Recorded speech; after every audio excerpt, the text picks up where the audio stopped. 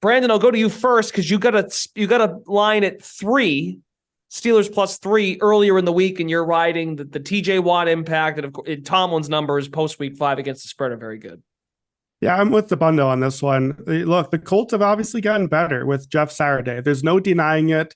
2 games, he won 1 game. They nearly beat Philadelphia the other game.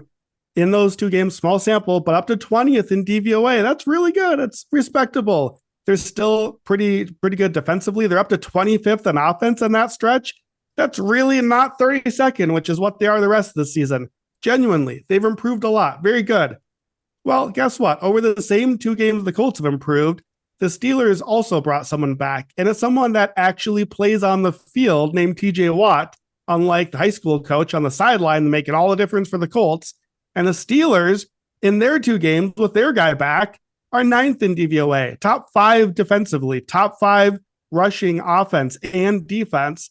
And the offense has been top 15 as well during that stretch. So small samples, but the whole thing with the Colts is, well, I don't know, maybe the Colts are good now with Jeff Saturday.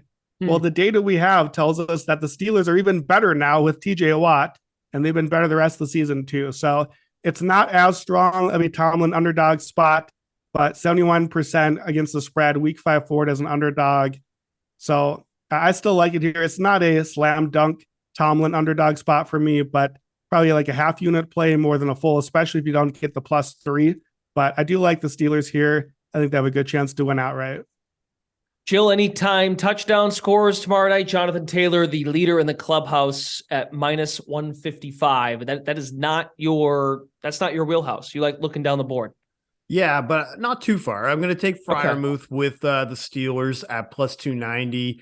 Really starting to get a rapport with Kenny Pickett. You know, he has 5 red zone targets and 37 targets overall just in his last 4 games. I think Stephon Gilmore is probably going to line up with Deontay Johnson as much as he can. So if you're not looking at Deontay, you could look at George Pickens too. I just think that they're going to try to funnel the offense more towards the middle from a Steelers perspective. Now, from the Colts side, I think you got to look at Paris Campbell. He's around +330, second on the Colts in touchdown catches and red zone targets.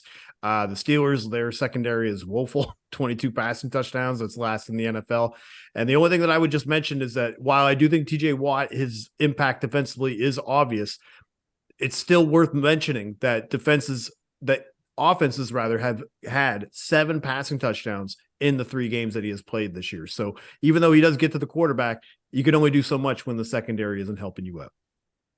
Okay, good points. Matt Ryan to rip off another run. He's at +1,000. Just Jill does not want any part of that conversation. No. Okay. Pittsburgh is getting 87% of the money, 50% of the bets. So the bets are pretty split even between the 2 teams, but most of the money, according to the Action app, coming in on Pittsburgh for Monday Night Football.